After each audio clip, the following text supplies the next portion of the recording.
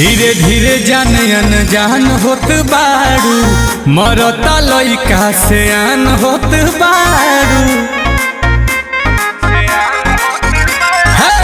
धीरे धीरे जान अनजान होत बारू, मरता लइका से आन होत बारू। अरे बानी बेमार लागे मिली ना प्यार, बोलो से दूर बनब की सिंगार रहा।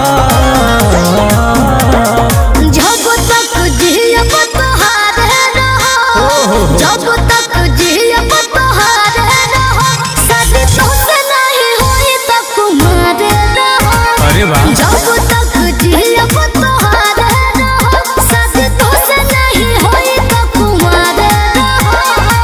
एकरा से बढ़िया बात हमरा खातिर हो नहीं के संभव।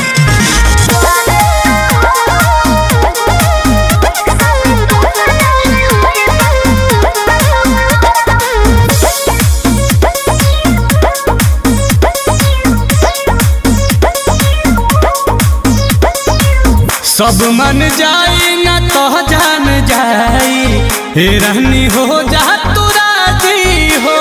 कैसे हो जाए? रहब कुआर ना तुहरा दुआरे, जानू हमार बाजा बाजी हो। हमार ना तो केहू के ना।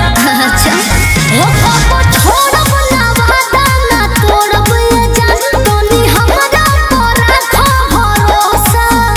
बानी लाल तू खालो ना डोसा ये जान, मुंह बोरो ना जैसे समोसा। कोरोना हाथ बड़ी होता दरद, बोलो महारत बनब की यारे रहा। जब तक जियब तोहारे रहो, हनु जब तक जियब तोहारे रहो। अच्छा। शादी तोसे नहीं होई त कुमार रहो। जब तक जियब तोहारे रहो, शादी तोसे नहीं होई त कुमार रहो। अति उत्तम विचार।